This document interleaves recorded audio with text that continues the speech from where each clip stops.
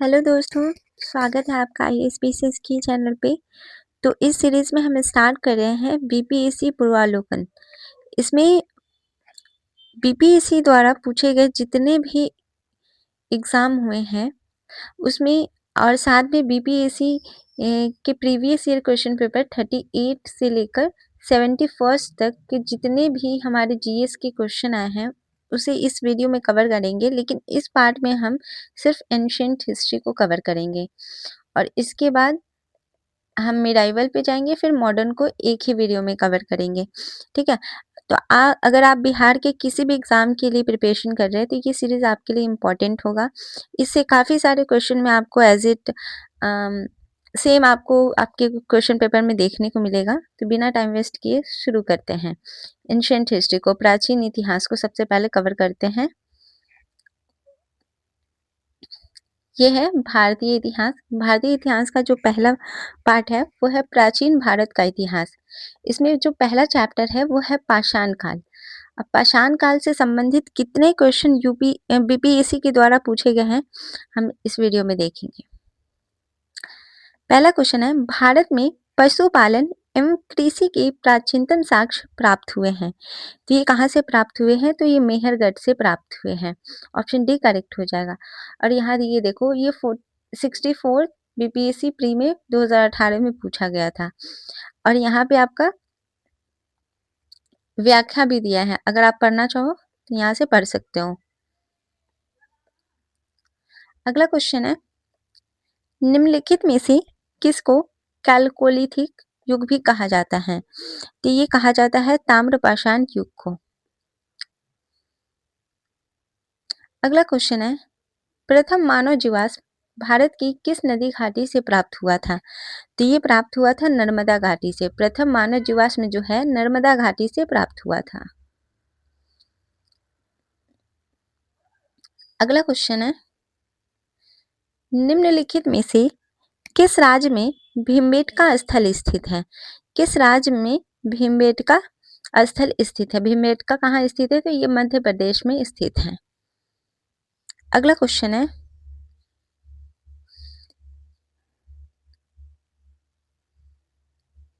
सूची 1 का सूची 2 से मिलान करें। नीचे दी गई सूचियों के कोड का उपयोग करके सही उत्तर का चयन कीजिए।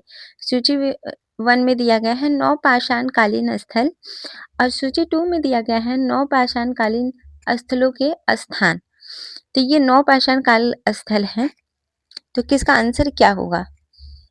इसमें दिया गया है उतनूर। उतनूर जो है ये कहाँ है? तो ये स्थल जो है यह तेलंगाना में है। तेलंगाना में है ये। चिरांद कहाँ है? तो चिरांद जो है वो बिहार में है। गुफरकाल, गुफरकाल कहाँ है? तो ये कश्मीर में है। और पय्यमपल्ली, पय्यमपल्ली जो है ये तमिलनाडु में है। तो हमारा ऑप्शन जो है सी करेक्ट हो जाएगा। यहाँ से आप देख सकते हो उतनूर जो है वह तेलंगाना में है, चिरांद बिहार में, गुफरकाल कश्मीर में, पय्यमपल्ली तमिलनाडु में। अगला क्वेश्चन है, सूची 1 का सूची 2 से मिलान कीजिए और सूचियों के नीचे दिए गए कोड का उपयोग करते हुए सही उत्तर का चयन कीजिए। तो सूची 1 में ताम्रपाषाण युगीन स्थल दिया गया है और सूची 2 में ताम्रपाषाण युगीन सभ्यता स्थलों की नदियां दी गई है। तो आहार जो है किस नदी? तो आहार जो है वो है बनास नदी,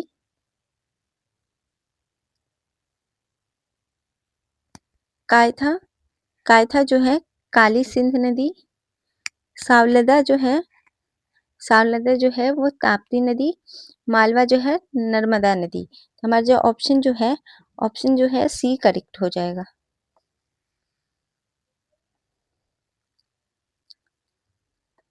दूसरा चैप्टर है सैंधव सभ्यता एवं संस्कृति। इसका पहला क्वेश्चन है, सिंधु सभ्यता निम्नलिखित में से किस युग में पड़ती है? तो ये किस युग में पड़ती है? तो आदि ऐतिहासिक काल में। ये इसका व्याख्या है। अगला क्वेश्चन है, सिंधु घाटी सभ्यता की सबसे महत्वपूर्ण विशेषता क्या है?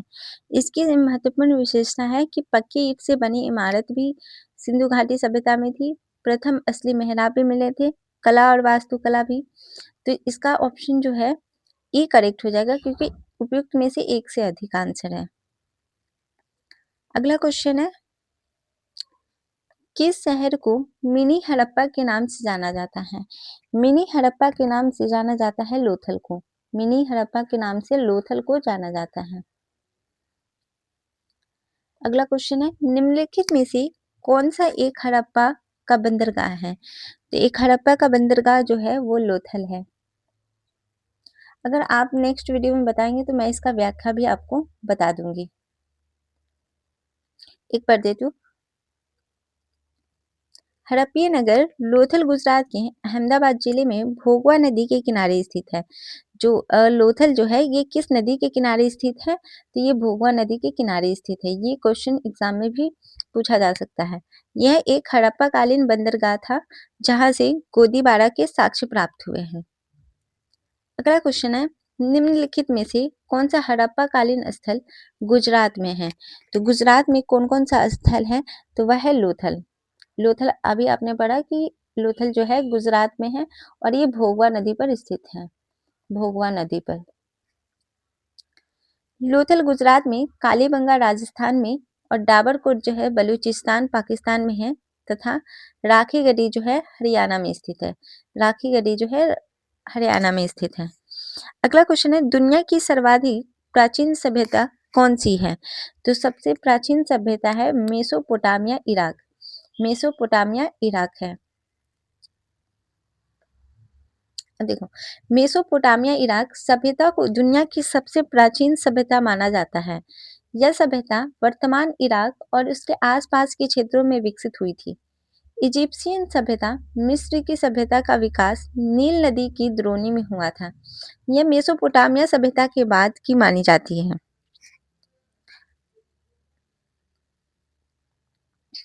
अगला क्वेश्चन है, निम्नलिखित में से कौन सा जानवर सिंधु घाटी सभ्यता के लोगों को नहीं पता था? तो ये कौन सा जानवर सिंधु घाटी के लोगों को नहीं पता था? तो ये घोड़ा।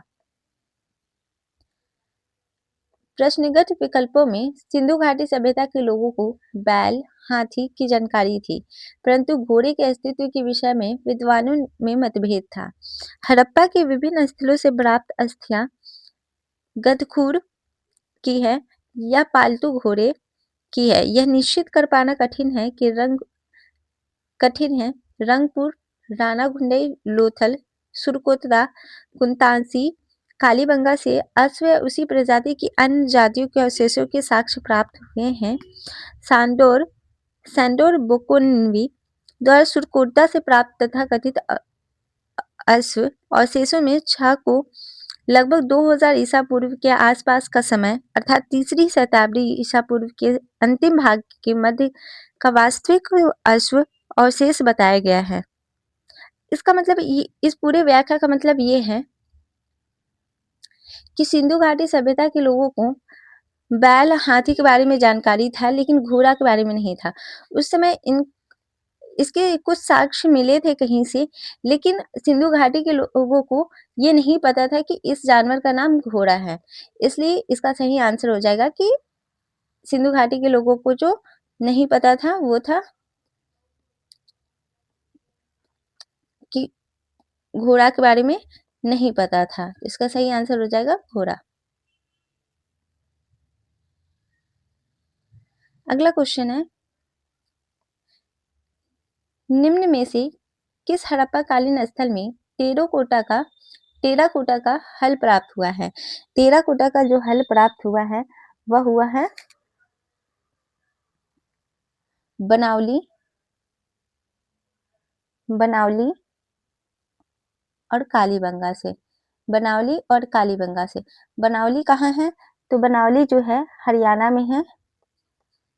बनावली जो है हरियाणा में है और जो कालीबंगा जो है ये राजस्थान में है। तो ऑप्शन जो है ई करेक्ट हो जाएगा, उपयुक्त में से एक से अधिक। देखो, बनावली जो हरियाणा में है, कालीबंगा जो है राजस्थान में है। अगला क्वेश्चन है,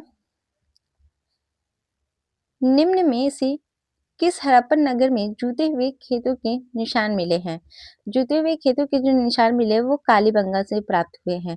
और कालीबंगा कहाँ है? तो ये अभी बताया, कालीबंगा जो है राजस्थान में है, राजस्थान में है।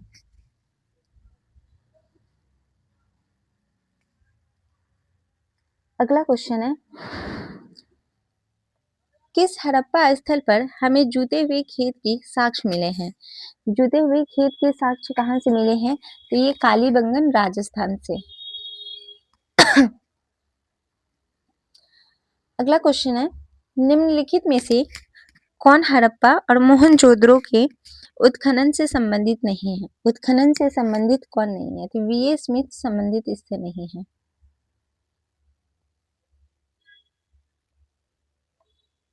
अगला क्वेश्चन है, हड़प्पा में मिट्टी के बर्तनों पर सामान्यतः किस रंग का उपयोग हुआ है?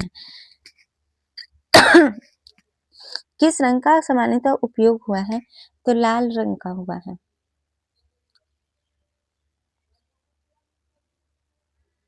अगला क्वेश्चन है, आईआईटी खड़गपुर के अध्ययन दल की रिपोर्ट के अनुसार लगातार कितने वर्षों की न के बराबर वर्षा होना सिंधु घाटी सभ्यता के पतन का कारण रहा था?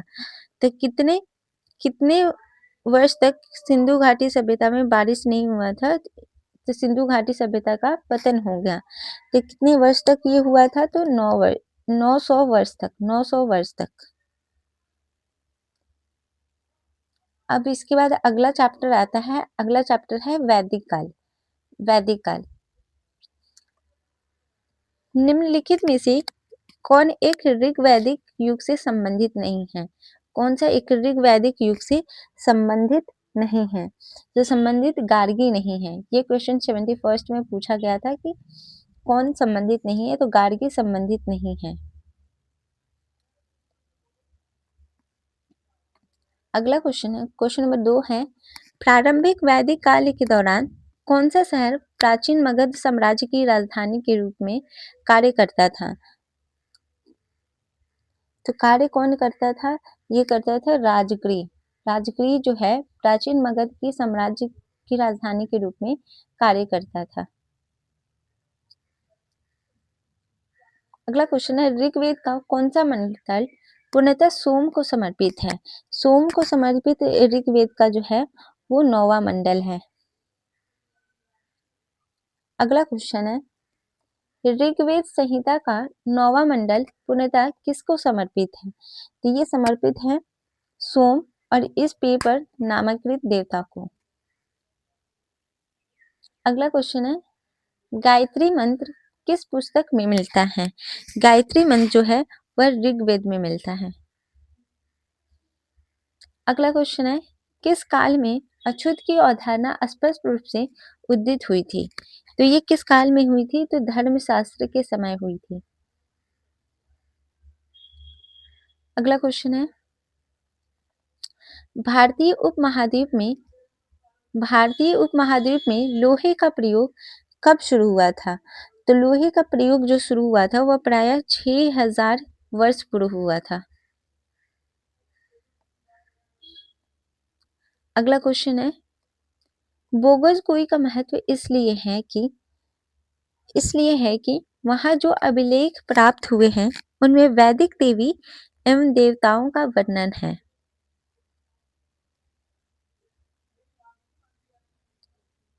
क्वेश्चन नंबर 9 है, प्रसिद्ध 10 राजाओं का युद्ध किस नदी के तट पर लड़ा गया? 10 राजाओं का युद्ध जो है किस नदी पर लड़ा गया? तो ये परुष्णी नदी के तट पे जो है लड़ा गया था। और परुष्णी नदी का भी आधुनिक नाम क्या है? तो इसका आधुनिक नाम अभी जो है रावी है। 10 राजाओं का युद्ध परुष्णी नदी आधुनिक रवि नदी के नाम से कहलाता है के तट पर लड़ा गया था, जिसमें भरतों के राजा सुदास की विजय हुई। अगला क्वेश्चन है, उत्तर वैदिक काल के दौरान रचित किस प्राचीन भारतीय ग्रंथ में दार्शनिक भजन और ब्रह्मांड विज्ञान और नैतिकता पर चर्चाएं शामिल हैं? तो ये शामिल हैं उपनिषद।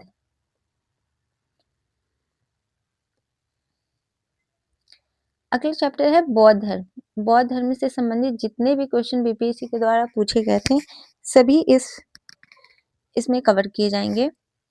पहला क्वेश्चन है गौतम बुद्ध का जन्म कहाँ हुआ था? तो गौतम बुद्ध का जो जन्म हुआ था वो लुम्बिनी में हुआ था। कहाँ हुआ था? तो लुम्बिनी में हुआ था। अगला क्वेश्चन है महात्मा बुद्ध ने अपना पहला धर्म चक्र प्रवर्तन किस स्थान पर दिया था? तो इन्होंने सबसे पहला अपना धर्म चक्र प्रवर्तन जो है सारनाथ में दिया था। क्वेश्चन नंबर 3 है गौतम बुद्ध ने अपना प्रथम उपदेश कहाँ दिया था? अपना प्रथम उपदेश कहाँ दिया था? तो ये दिया था सारनाथ में। अगला क्वेश्चन है बोध गया में किसे ज्ञान प्राप्ति हुई थी? तो ज्ञान प्राप्ति किसे हुई थी? तो ये हुआ था गौतम बुद्ध को।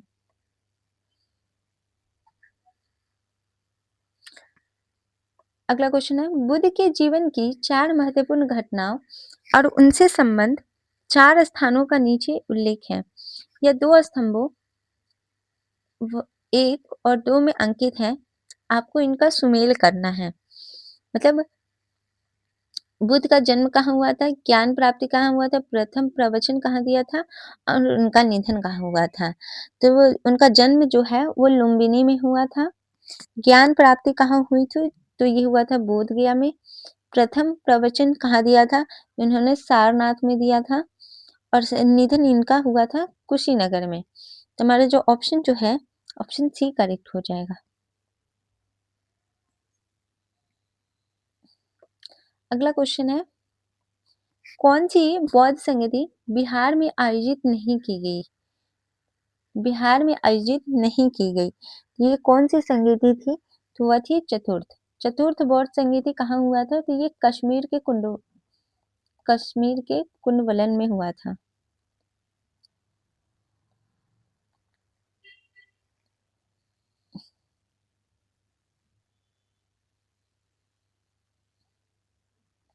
अगला क्वेश्चन है अजात शत्रु के शासनकाल में प्रथम बौद्ध संगति का आयोजन किस नगर में हुआ था? तो ये हुआ था राजगृह में।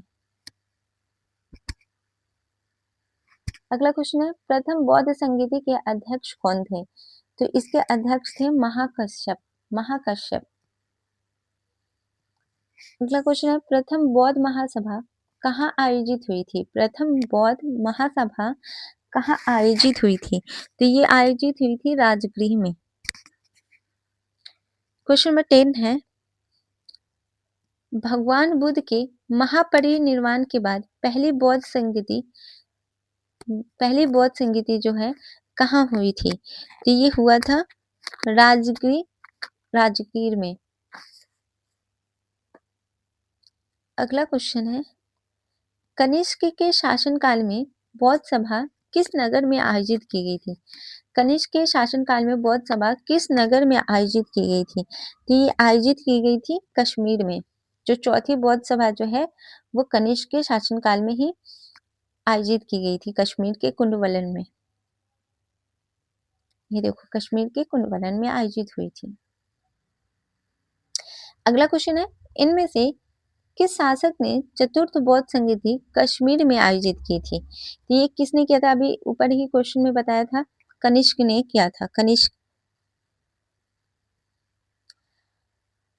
अगला क्वेश्चन है अशोक के शासनकाल में बौद्ध सभा किस नगर में आयोजित की गई थी? तो ये जो आयोजित की गई थी पाटलिपुत्र में। अगला क्वेश्चन है तृतीय बौद्ध सभा किस स्थान पर बुलाई गई थी? तृतीय बौद्ध सभा जो है वो बुलाई गई थी पाटलिपुत्र में।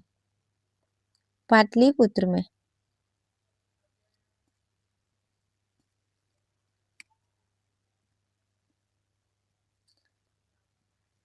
क्वेश्चन नंबर 15 है महात्मा बुद्ध को महापरिनिर्वाण कहाँ हुआ था? तो महापरिनिर्वाण जो है कहाँ हुआ था? तो ये हुआ था कुशीनगर में। कुशीनगर में। अगला क्वेश्चन है त्रिपिटक किसकी धार्मिक पुस्तक है? त्रिपिटक जो है ये बौद्ध की धार्मिक पुस्तक है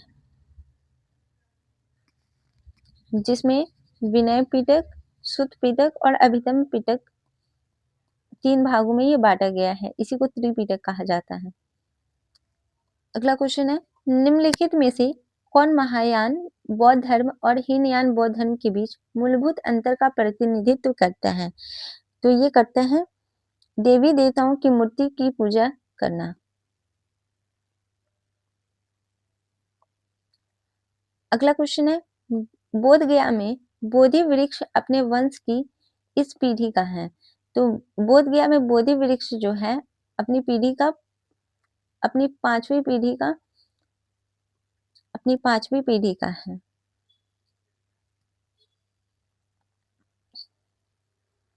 ये देखो, यह 5वीं पीढ़ी का वृक्ष है। अगला क्वेश्चन है, चीनी यात्री सुंगियोन भारत की यात्रा की थी। तो ये भारत की यात्रा कब की थी? तो ये किया था 515 ईस्वी से 520 ईस्वी के बीच में। अगला क्वेश्चन है, गौतम बुद्ध को एक देवता का स्थान किस राजा के युग में प्राप्त हुआ था? तो ये किस राजा के युग में प्राप्त हुआ था? तो कनिष्क के युग में। अगला क्वेश्चन है, वे शिक्षक जिनसे बुद्ध ने महाभिनिष्क्रमण के बाद सबसे पहले ज्ञान प्राप्ति का प्रयास किया। सबसे पहले ज्ञान प्राप्ति का प्रयास किया, तो ये किया अलार कलाम एवं रुद्रक रामपुत्र।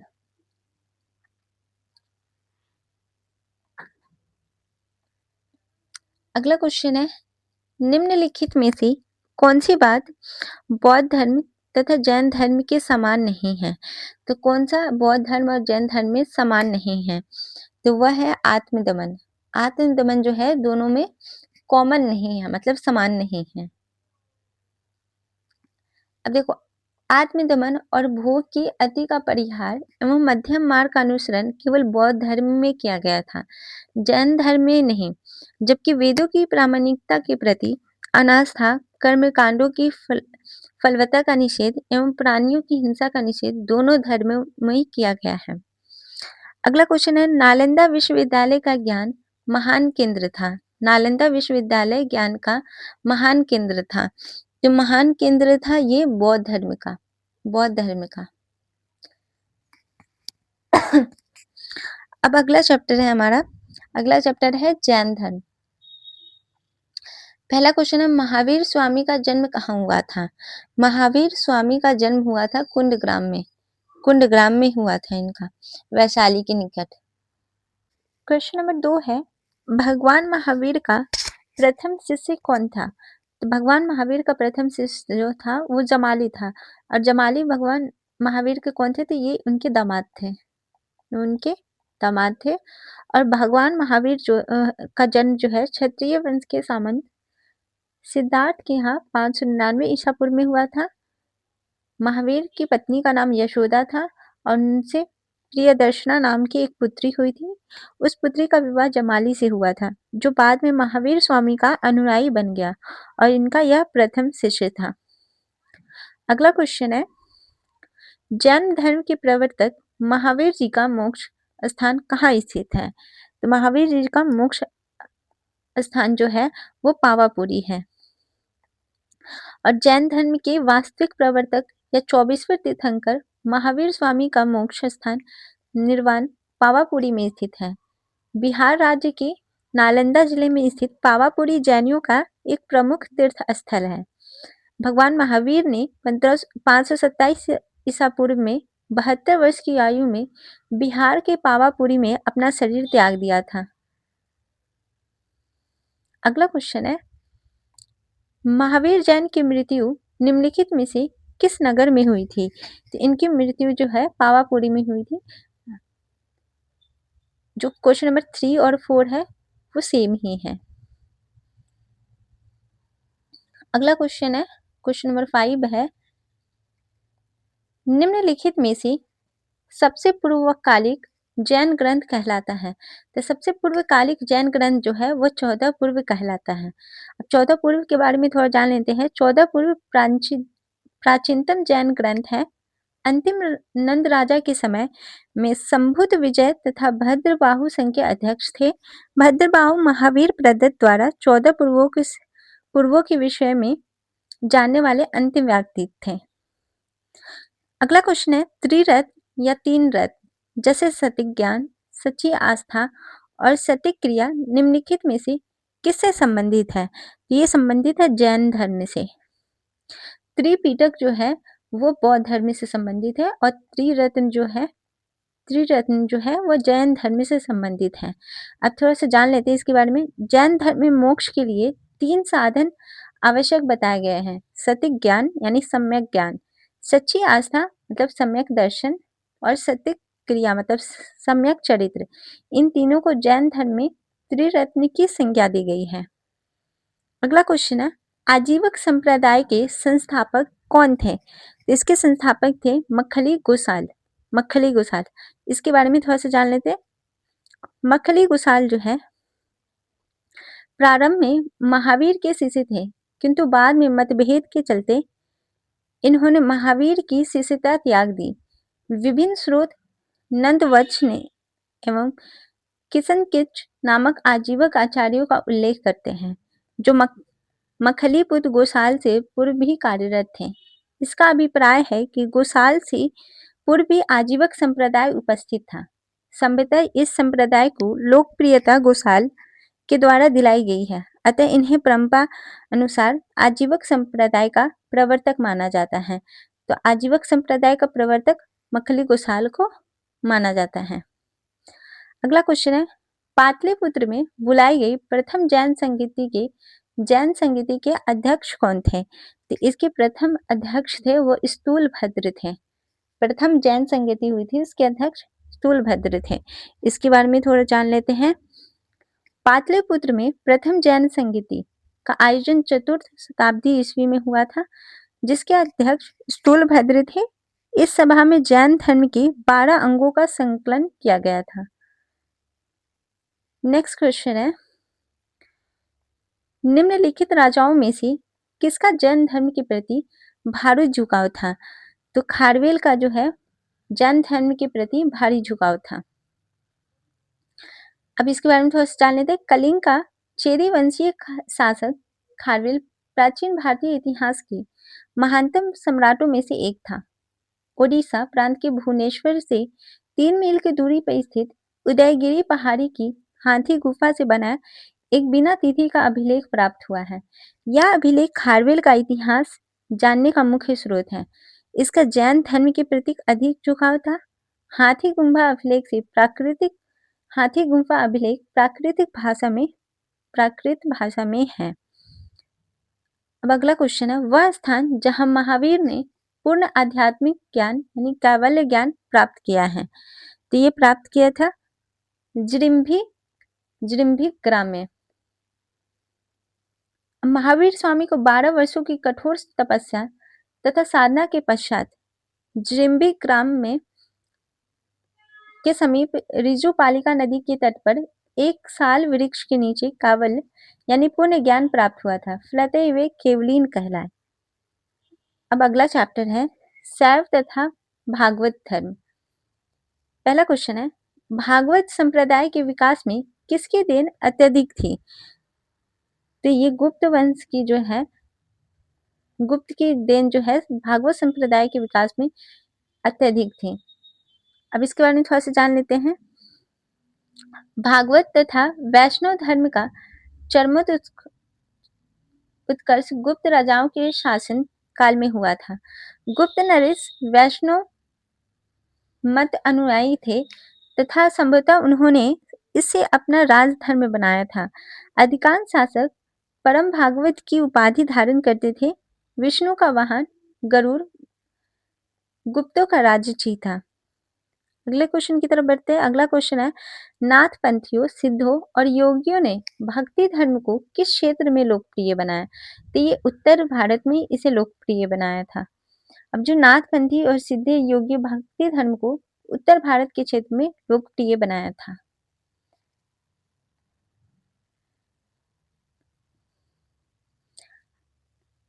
अगला चैप्टर है 6ठी सती ईसा पूर्व राजनीतिक दशा।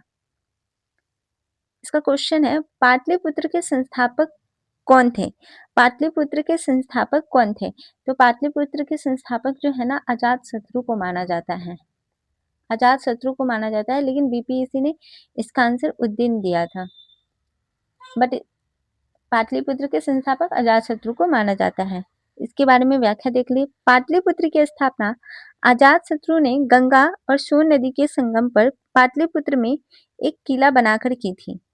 उद्दीन ने मगध साम्राज्य की राजधानी राजगृह से पाटलिपुत्र स्थानांतरित की थी।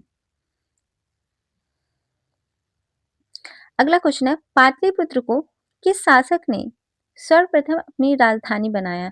तो सर्वप्रथम अपनी राजधानी उद्दीन ने बनाया था। उद्दीन ने बनाया था।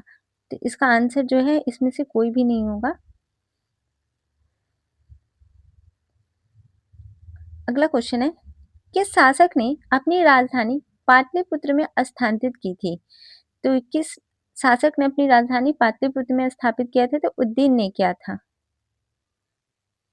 अगला क्वेश्चन है, निम्नलिखित में से किस राजा ने पाटलिपुत्र बसाया था? पाटलिपुत्र किसने बसाया था? तो अजातशत्रु ने।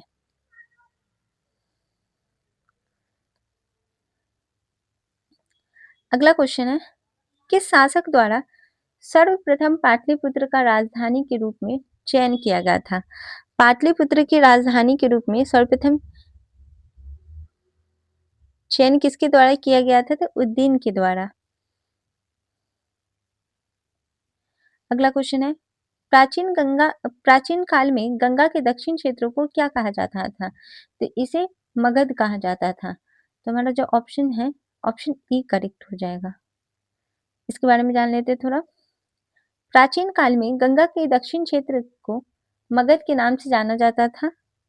तक्षशिला सिंधु और झेलम नदी के बीच में यह स्थित था। चोल गोदावरी नदी के दक्षिण में स्थित था। अनर्थ प्राचीन भारत में वैदिक कालीन एक राज्य था। अगला क्वेश्चन है, प्रथम मगध साम्राज्य का उत्कर्ष किस शताब्दी में हुआ था? तो ईसा पूर्व 6ठी शताब्दी में हुआ था। प्रथम मगध साम्राज्य का वास्तविक संस्थापक जो है बिंबिसार को माना जाता है। ये क्वेश्चन बीपीएससी ने पूछा था, अभी आने वाले में आपको दिखेगा। तो मगध का जो है वास्तविक संस्थापक किसे माना जाता है? तो बिंबिसार को, और यह हर्यक वंश का संस्थापक था। दो क्वेश्चन अलग अलग आ चुके हैं कि मगध साम्राज्य का वास्तविक संस्थापक कौन है? तो बिंबिसार है। और इसका जो ये किस वंश का संस्थापक है, मतलब तो ये हर्यक वंश का संस्थापक है। मगध का उत्कर्ष जो है 6ठी शताब्दी ईसा पूर्व में हुआ था। अगला क्वेश्चन है, निम्नलिखित में से किस महान शासक ने प्राचीन बिहार में हर्यक वंश की स्थापना की थी? हर्यक वंश की स्थापना किसने किया था? तो बिंबिसार ने किया था। अगला क्वेश्चन है, मगध की राजधानी राजगृह का प्राकृत नाम क्या था? इसका प्राकृत नाम था राजगृह, जिसे गिरिब्रज भी कहते हैं। गिरिब्रज भी कहते हैं।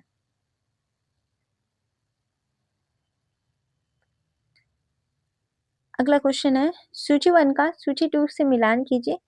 और सूची 1 में महाजनपद दिया गया है और सूची 2 में महाजनपदों की राजधानी दी गई है।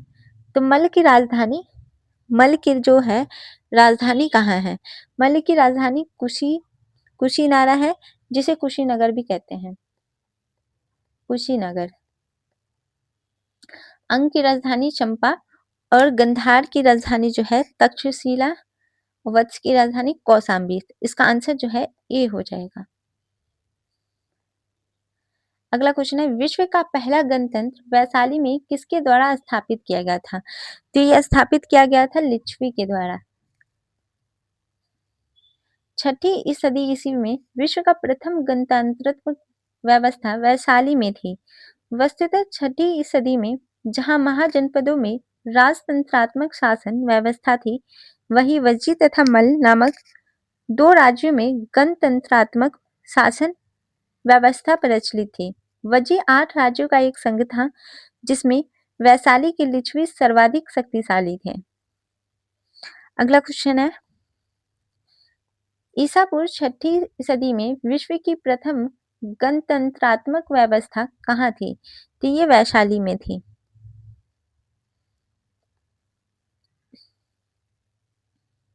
अगला क्वेश्चन है, मगध की प्रारंभिक राजधानी कौन सी थी? मगध की प्रारंभिक राजधानी वो राजगिरी यानी गिरिब्रज थी। प्राचीन महाजनपद मगध की प्रथम राजधानी कौन सी थी? तो मगध की प्रथम राजधानी थी वह थी राजगिरी। राजगिरी जिसे गिरिब्रज भी कहते थे। तो हमारा ऑप्शन जो ई करेक्ट हो जाएगा, उपयुक्त में से कोई नहीं। अगला क्वेश्चन है, अजातशत्रु के वंश का नाम क्या था? अजातशत्रु के वंश का नाम था हर्यक वंश। देखो, मगध का शासक अजातशत्रु अपने पिता एवं हर्यक वंश के संस्थापक बिंबिसार की हत्या कर राजगद्दी पर बैठा था। इसकी हत्या भी उसके पुत्र उदयन ने कर दी थी। अगला क्वेश्चन है, 16 महाजनपदों की सूची उपलब्ध है। तो ये किसमें उपलब्ध है? तो अंगुत्तर निकाय में है। अब बौद्ध ग्रंथ अंगुत्तर निकाय में 16 महाजनपदों की सूची उपलब्ध है। ये कौन कौन है 16 महाजनपद? तो अंग है, मगध है, काशी, कोसल, वज्जी, मल, छेदी, वत्स, कुरु, पांचाल, मत्स्य, सूरसेन, अस्मक, अवंती, गंधार एवं कंबोज। ये 16 महाजनपद है।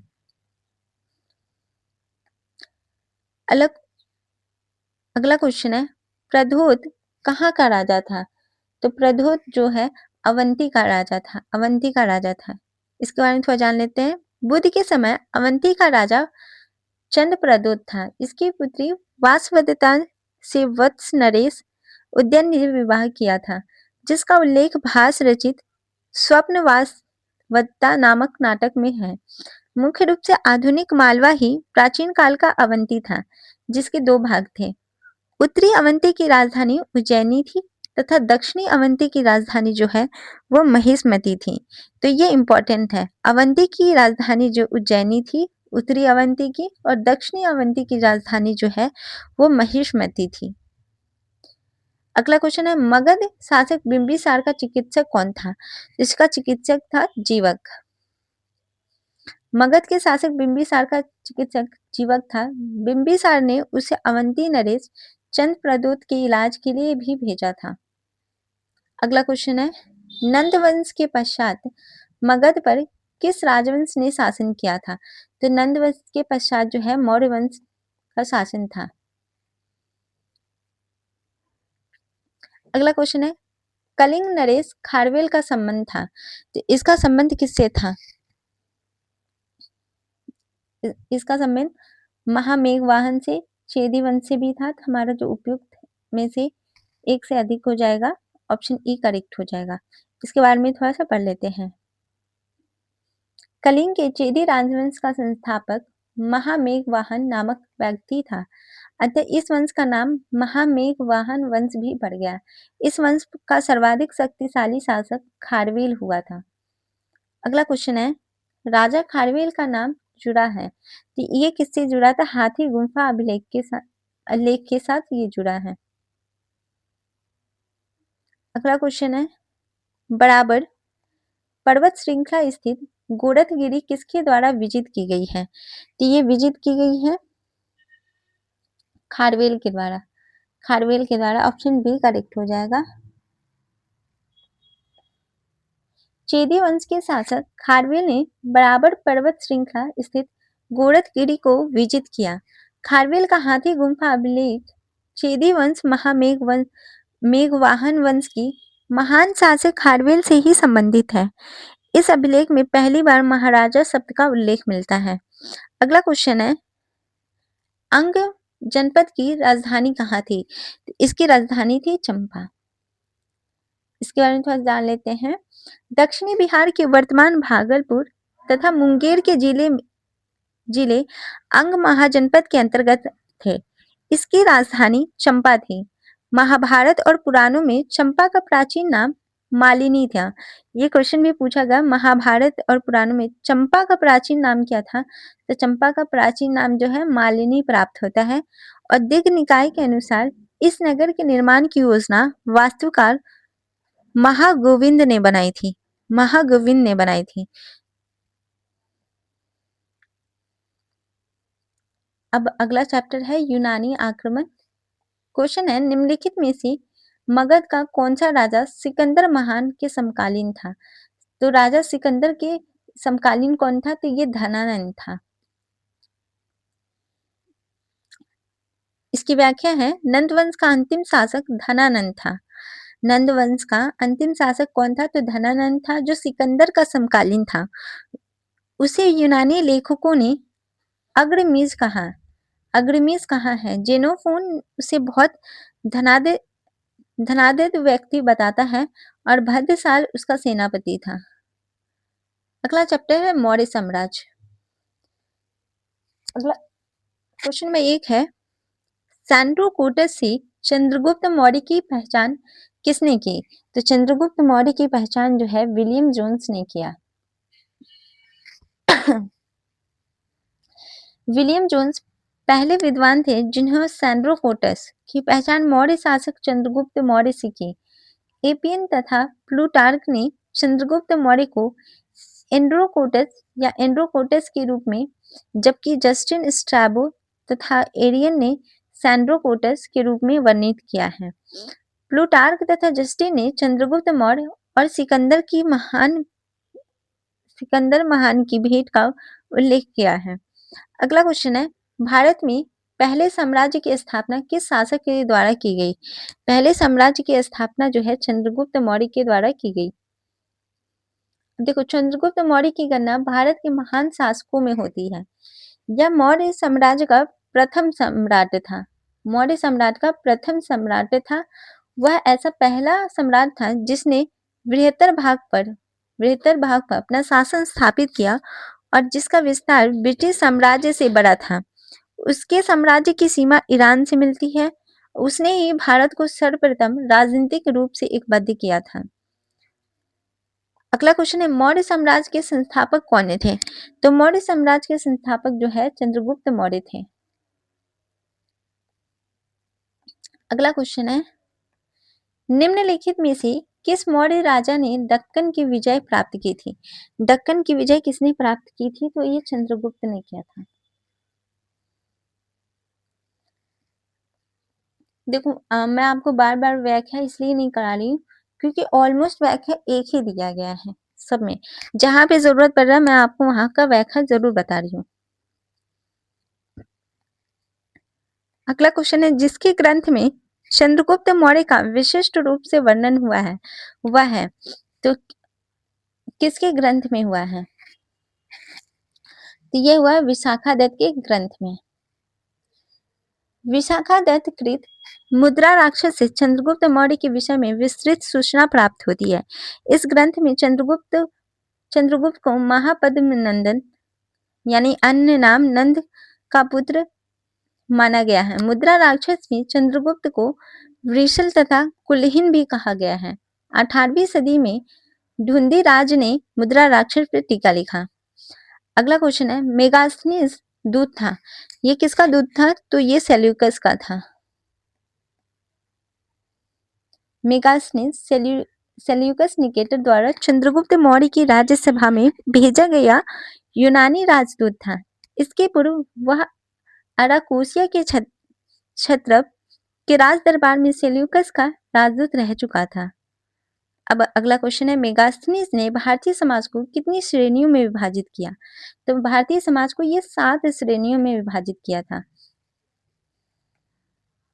ये 7 श्रेणियों में विभाजित किया था और वो 7 श्रेणी कौन कौन से थे? तो दार्शनिक, कृषक, पशुपालक, शिल्पकार और व्यवसायी, योद्धा, निरीक्षक और 7वां था मंत्री एवं उपदेशक।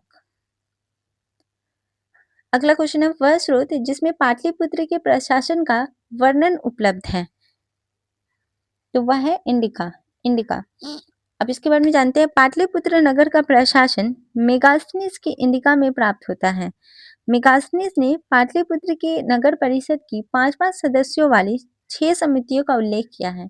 वह नगर के पदाधिकारियों को एस्ट्रोनोमर कहता है। अगला क्वेश्चन है, सूची 1 का सूची 2 के साथ मिलान कीजिए। 1 में दिया गया है घटना या स्थान और उससे संबंधित व्यक्ति दिया गया है। अब देखते हैं कि चोल गंगम झील, इससे संबंधित व्यक्ति कौन है? तो राजेंद्र प्रथम है। धर्म महामात्र की नियुक्ति, तो अशोक। प्रयाग की सभा, इससे संबंधित व्यक्ति कौन है? तो हर्षवर्धन है। और सुदर्शन झील, ये चंद्रगुप्त मौर्य से संबंधित है। हमारा जो ऑप्शन जो है ए करेक्ट हो जाएगा। यहाँ आप देख सकते हैं चोल गंगम, राजेंद्र प्रथम, धर्म महामात्र की नियुक्ति अशोक, जो कि मैंने आपको बताया, अब देख लेना।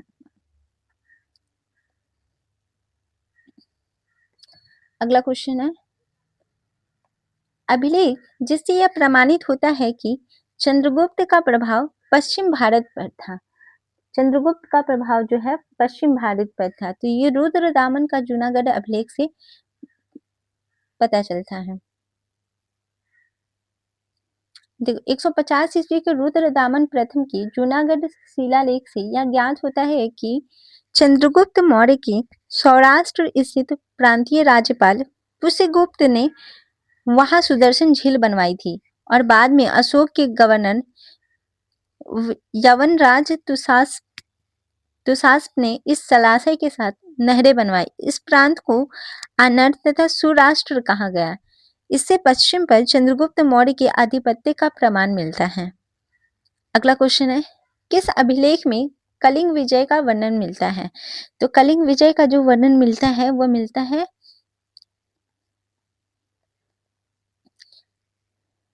मिलता है अशोक के कलिंग विजय का वर्णन जो अशोक के 13वें वृहद शिलालेख से प्राप्त होता है। इसलिए ऑप्शन जो है उपयुक्त में से कोई नहीं सही होगा, ऑप्शन ए करेक्ट हो जाएगा। अगला क्वेश्चन है, निम्न में से कौन सा क्षेत्र अशोक के साम्राज्य में सम्मिलित नहीं था? अशोक के साम्राज्य में जो है श्रीलंका सम्मिलित नहीं था।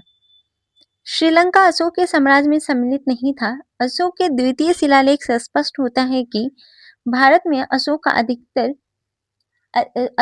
अधिकार चोल, पांड्य, सतीपुत्र, केरलपुत्र एवं ताम्रपन्नी श्रीलंका को छोड़कर सर्वत्र था। इन राज्यों को प्रत्यंत या सीमावर्ती राज्य कहा गया।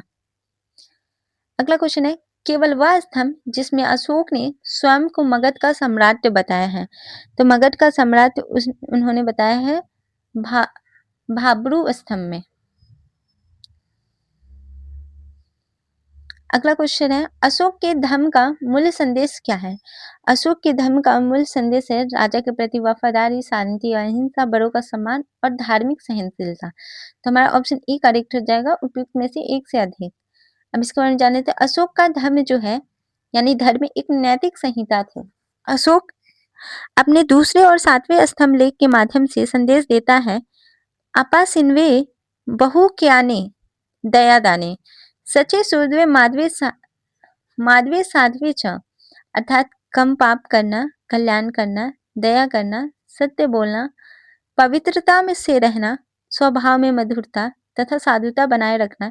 इस प्रकार अशोक के धर्म के मूल संदेश में शांति और अहिंसा, बड़ों का सम्मान तथा धार्मिक सहनशीलता निहित है। अगला क्वेश्चन है, अपने शिलालेखों में अशोक सामान्यतः किस नाम से जाने जाते हैं? तो अशोक जो है जो सामान्यतः प्रियदर्शी के नाम से जाने जाते हैं। उन्हें और कौन कौन से नाम से जाना जाता है? देवान प्रिय और देवाना प्रियदर्शी, यानी देवताओं का प्रिय एवं देखने में सुंदर, इन्हें प्रियदर्शी भी कहा जाता है। तथा राजा की उपाधियों से संबोधित किया गया था। पुराणों में उसे अशोक वर्धन भी कहा गया है। तो अशोक को पुराणों में अशोक वर्धन भी कहा गया है। अगला क्वेश्चन है, अशोक के शिलालेखों में प्रयुक्त भाषा है। तो अशोक के शिलालेखों में प्रयुक्त भाषा जो है वह प्राकृत है। देखो अशोक का इतिहास हमें मुख्यतः उसके अभिलेखों से ही ज्ञात होता है। उसके अभिलेखों का विभाजन 3 वर्गों में किया जा सकता है। पहला शिलालेख, दूसरा स्तंभ लेख तीसरा गुहा लेख। और शिलालेख 14 विभिन्न लेखों का एक समूह है जो 8 भिन्न-भिन्न स्थानों से प्राप्त किए गए हैं। ठीक है, ये शाहबाजगढ़ी, मानसेहरा, कालसी, गिरनार, धौली, जौगढ़ और एरागुड्डी तथा सोपारा से प्राप्त हुए हैं। अशोक के अधिकांश अभिलेख जो है प्राकृत भाषा और ब्राह्मी लिपि में लिखे गए हैं।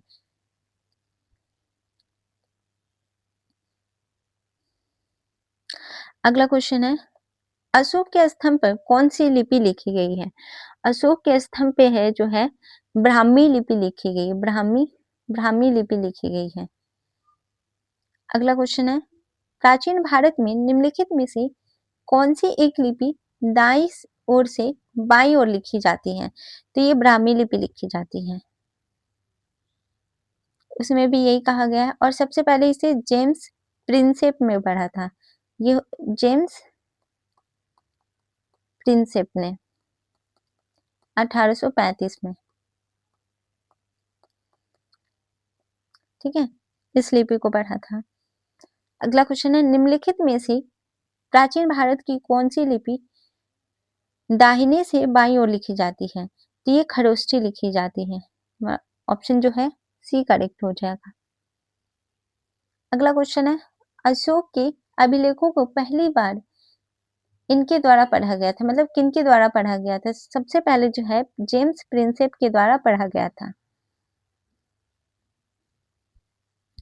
अशोक के अभिलेखों ब्राह्मी लिपि को पहली बार पढ़ने का श्रेय जेम्स प्रिंसेप को है। उन्होंने 1837 में अशोक के दिल्ली टोपरा अभिलेख को पढ़ने में सफलता प्राप्त की थी। तो कौन सी थी? दिल्ली टोपरा अभिलेख को। अगला क्वेश्चन है, ब्राह्मी लिपि को सर्वप्रथम किसने पढ़ा था? तो ब्राह्मी लिपि को सर्वप्रथम पढ़ा था जेम्स प्रिंसेप ने। जेम्स प्रिंसेप ने। अगला क्वेश्चन है, पाटलिपुत्र को किस शासक ने सर्वप्रथम अपनी राजधानी बनाई थी? सर्वप्रथम अपनी राजधानी चंद्रगुप्त मौर्य ने बनाया था।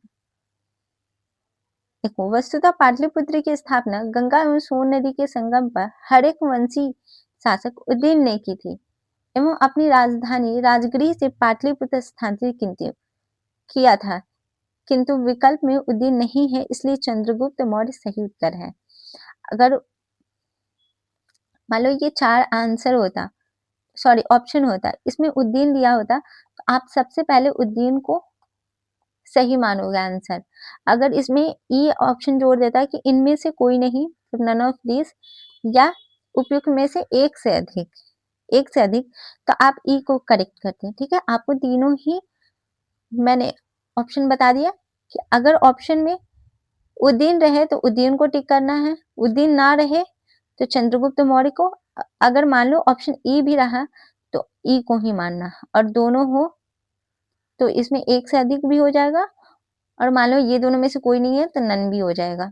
ठीक है, अगला क्वेश्चन है, मौर्य वंश का अंतिम शासक कौन था? तो मौर्य वंश का जो अंतिम शासक था वह वृषदत्त था। अंतिम मौर्य शासक वृषदत्त था। वृषदत्त की हत्या इसके सेनापति पुष्यमित्र शुंग के द्वारा 184 ईसा पूर्व में की गई थी। मौर्य वंश का संस्थापक चंद्रगुप्त मौर्य था। चंद्रगुप्त मौर्य की गणना भारत के महान शासकों में होती है। वह एक ऐसा सम्राट था जिसने वृहत्तर भारत पर अपना शासन स्थापित किया था। अगला क्वेश्चन है, अंतिम मौर्य सम्राट था। अंतिम मौर्य सम्राट कौन था? तो यह वृहत्तर था। अगला क्वेश्चन है, अशोक की नीति के आर्थिक परिणामों के कारण ही मौर्य साम्राज्य का पतन अधिकांशतः उचित था। इस तथ्य में किसने विश्वास किया? तो रोमिला थापर ने किया था। हमारा नेक्स्ट क्वेश्चन है, मौर्य काल में शिक्षा का सर्वाधिक प्रसिद्ध केंद्र था। मौर्य काल में सर्वाधिक प्रसिद्ध जो शिक्षा का केंद्र था वह था तक्षशिला। अब इसके बारे में थोड़ा सा जान लेते हैं। वैशाली जो है वर्तमान बिहार का एक जिला है। प्राचीन काल में वैशाली बुद्ध एवं जैन धर्म से जुड़ा रहा।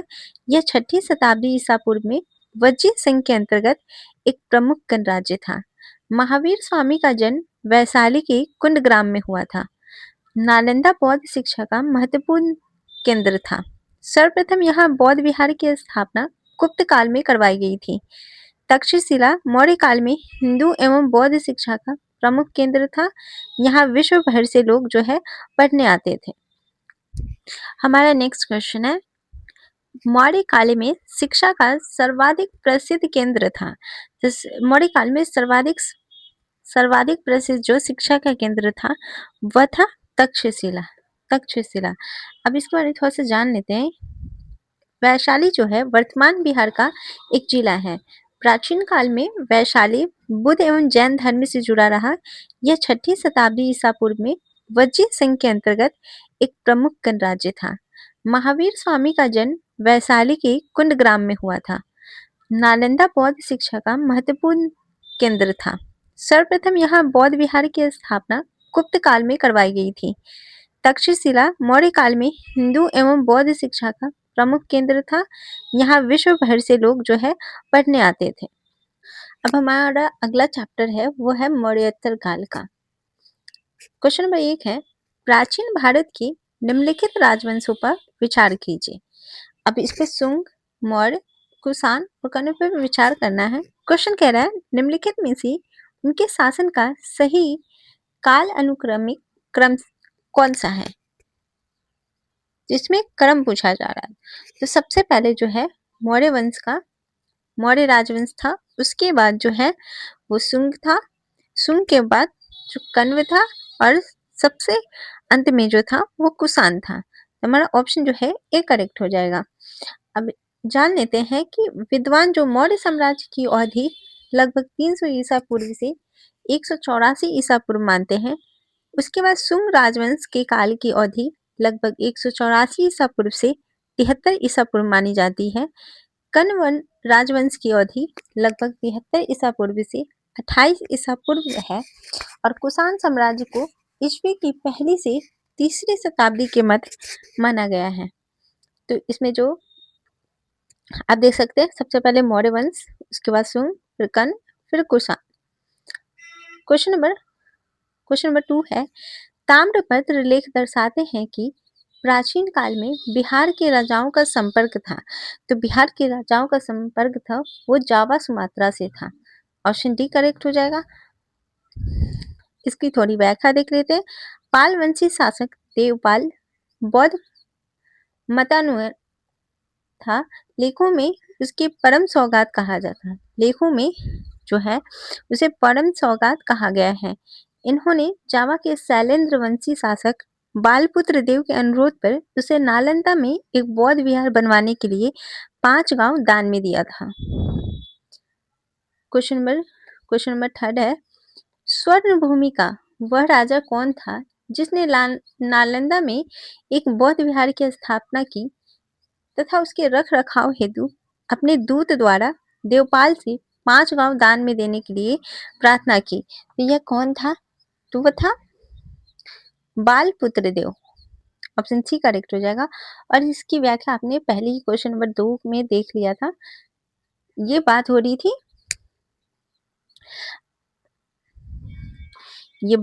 थी यहाँ पे देवपाल की। इन्होंने 5 जो है देवपाल जो है 5 गांव दान में दे दिया था और इसके लिए प्रार्थना किसने किया था? तो बालपुत्र देव ने किया था। आई होप आपको समझ आ रहा होगा। अगला क्वेश्चन है, सूची 1 का सूची 2 के साथ सुमेलित कीजिए। एक तरफ दिया है प्राचीन भारत के स्थल तथा दूसरी तरफ दिया है वर्तमान में किस राज्य में है। वर्तमान में किस राज्य में है? अब देखिए कर्णसुवन जो है, कर्णसुवन ये कहाँ है? तभी है कर्णसुवन जो है वह है पश्चिम बंगाल में। प्राग्ञ ज्योतिष कहाँ है? प्राग्ञ ज्योतिष जो है वह है असम में। गिरनार जो है, गिरनार अभी कहाँ है? तो गिरनार जो है महाराष्ट्र में है और प्रतिष्ठान जो है गुजरात में। ठीक है, तो हमारा ऑप्शन जो है बी करेक्ट हो जाएगा। क्वेश्चन है, किस अभिलेख में रुद्रदामन प्रथम की विभिन्न उपलब्धियां वर्णित हैं? तो यह वर्णित है जूनागढ़ में। ऑप्शन ए करेक्ट हो जाएगा। ये गुजरात के जूनागढ़ से रुद्रदामन प्रथम का एक अभिलेख प्राप्त हुआ है। जिस शिला पर उत्कीर्ण है उसी पर अशोक के 14 प्रयगापनों की एक प्रति एवं स्कंदगुप्त की लेख भी खुदे हुए हैं। इसका अगला क्वेश्चन है,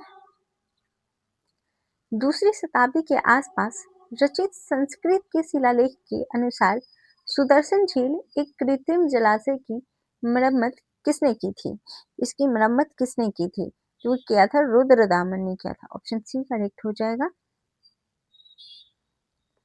अगला क्वेश्चन है, इनमें से किसने सर्वप्रथम व्यापक पैमाने पर स्वर्ण मुद्रा का प्रचलन किया? व्यापक पैमाने पर स्वर्ण मुद्रा का प्रचलन विम कटफिशेस द्वितीय ने किया। ठीक है, ऑप्शन सी करेक्ट हो जाएगा। अगला क्वेश्चन है, पूर्व गुप्त काल में शीशे के सिक्के की एक बड़ी संख्या जारी की गई। तो ये शीशे के सिक्के की एक बड़ी संख्या किसके द्वारा जारी की गई थी? तो ये सातवाहनों के द्वारा की गई थी। ऑप्शन ए करेक्ट हो जाएगा। अगला क्वेश्चन है, शुंग वंश के बाद किस वंश ने भारत पर राज किया? तो शुंग वंश के बाद जो है वो कण्व वंश ने भारत पर शासन किया था। ऑप्शन सी करेक्ट हो जाएगा। अब हमारा नेक्स्ट चैप्टर है वह है गुप्त एवं गुप्त उत्तर युग। इसका पहला क्वेश्चन है, किस गुप्त शासक ने अपने बड़े भाई की हत्या कर सत्ता प्राप्त की थी? तो ये क्या था? चंद्रगुप्त द्वितीय ने। चंद्रगुप्त द्वितीय ने अपने बड़े भाई की हत्या कर सत्ता प्राप्त किया था। ऑप्शन सी करेक्ट हो जाएगा।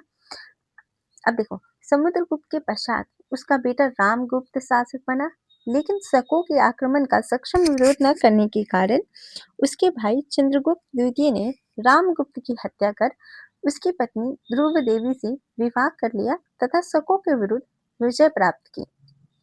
अगला क्वेश्चन है, प्राचीन भारत का नेपोलियन किसे कहा जाता है? प्राचीन भारत का नेपोलियन जो है वह समुद्रगुप्त को कहा जाता है।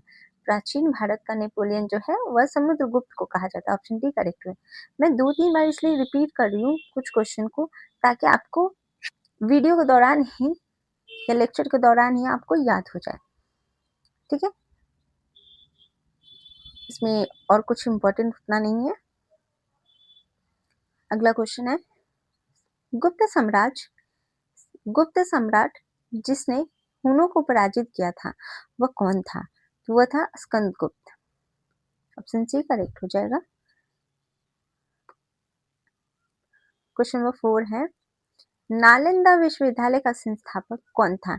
नालंदा विश्वविद्यालय का संस्थापक जो है वह था कुमारगुप्त। ऑप्शन जो हमारा बी करेक्ट हो जाएगा। अगला क्वेश्चन है, नालंदा विश्वविद्यालय का स्थापना का युग है। नालंदा विश्वविद्यालय का स्थापना किस युग में हुआ था? तो ये गुप्त युग में हुआ था। ऑप्शन सी करेक्ट हो जाएगा। अगला क्वेश्चन है, निम्नलिखित में से कौन नालंदा विश्वविद्यालय में आचार्य नहीं थे? या आचार्य कौन नहीं थे? तो वह थे कौटिल्य नहीं थे। ठीक है, ऑप्शन बी करेक्ट हो जाएगा। ये इंपॉर्टेंट क्वेश्चन है, इसके बारे में थोड़ा सा जान लेते हैं। कौटिल्य यानी चाणक्य 4वीं-3वीं शताब्दी ईसा पूर्व के आचार्य तथा मौर्य सम्राट चंद्रगुप्त द्वितीय तथा बिंदुसार के कार्यकाल में प्रधानमंत्री एवं अर्थशास्त्र के रचयिता माने जाते हैं। परंपरा के अनुसार वे तक्षशिला से संबंध आचार्य थे, जबकि नालंदा महाविहार का सुनियोजित विकास गुप्त काल में हुआ है। अगला क्वेश्चन है, नालंदा विश्वविद्यालय किस लिए विश्व प्रसिद्ध है? तो नालंदा विश्वविद्यालय जो है वो बौद्ध धर्म दर्शन के लिए जो है विश्व प्रसिद्ध है। ऑप्शन सी करेक्ट हो जाएगा। अब यहाँ पे देखो, चीनी यात्री हेत्सांग भारत आया था। ठीक है, ये भारत आया था और नालंदा विश्वविद्यालय के बारे में उन्होंने चर्चा भी की थी। अब अगला क्वेश्चन है, नीचे 2 वक्तव्य दिए गए हैं जिनमें एक कथन और दूसरा कारण है, दोनों को ध्यानपूर्वक पढ़ें। कथन ए क्या कह रहा है? 12वीं शताब्दी के अंत तक नालंदा महाविहार का पतन हो गया था। नालंदा जो है महाविहार का पतन हो गया था, तो ये बिल्कुल सही है। कारण दिया गया है, महाविहार को राजकीय प्रशय मिलना बंद हो गया था। ये भी सही है, लेकिन क्या है ना, कारण जो है कथन की सही व्याख्या नहीं करता, इसलिए हमारा ऑप्शन जो है बी करेक्ट हो जाएगा।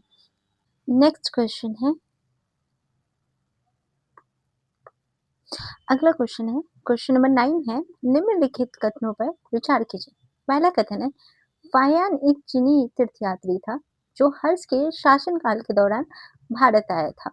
तो फाहियान एक चीनी तीर्थयात्री जरूर था, लेकिन ये हर्ष के शासनकाल में नहीं, ये चंद्रगुप्त चंद्रगुप्त द्वितीय के शासनकाल में जब भारत आया था। तो हमारा कथन एक जो है गलत हो जाएगा। हित्संग एक चीनी बौद्ध भिक्षु थे जिन्होंने चंद्रगुप्त द्वितीय के शासनकाल के दौरान भारत का दौरा किया था। या देखो, चंद्रगुप्त द्वितीय के शासनकाल में नहीं, हर्षवर्धन के शासनकाल में, तो हर्ष के शासनकाल में। तो आप यहाँ देख रहे हैं कि इन्होंने एक्सचेंज कर दिया है आंसर को एक दूसरे से। हमारा कथन दो भी गलत हो जाएगा, तो हमारा ऑप्शन जो है डी करेक्ट हो जाएगा, उपयुक्त में से कोई नहीं। अब अगला क्वेश्चन है, क्वेश्चन नंबर 10 है, प्रसिद्ध चीनी यात्री फाहियान ने किसके शासनकाल में भारत की यात्रा की थी? तो ये चंद्रगुप्त द्वितीय के शासनकाल में भारत की यात्रा की थी। ऑप्शन बी करेक्ट हो जाएगा।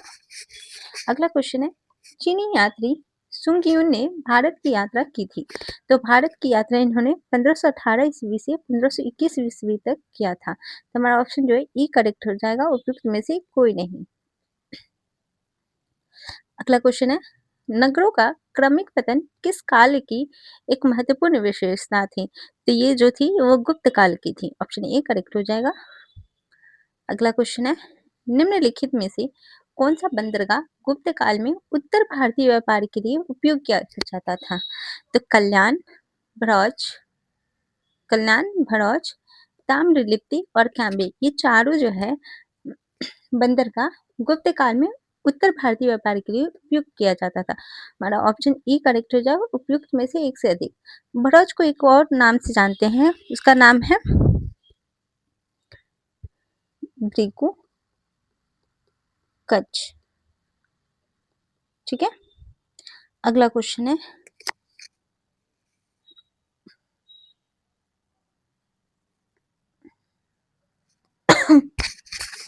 किस शासक वंश ने मंदिरों एवं ब्राह्मणों को सबसे अधिक ग्राम अनुदान में दिया था? तो ये दिया था गुप्त वंश ने। ऑप्शन ए करेक्ट हो जाएगा। अगला क्वेश्चन है, गुप्त युग में भूमि राजस्व की दर क्या थी? तो भूमि राजस्व की दर थी उपज का छठा भाग। ऑप्शन बी करेक्ट हो जाएगा। अगला क्वेश्चन है, धर्म शास्त्रों में भू राजस्व की दर क्या है? तो धर्म शास्त्र में भू राजस्व की दर जो है वो 1/6 है। ऑप्शन सी करेक्ट हो जाएगा।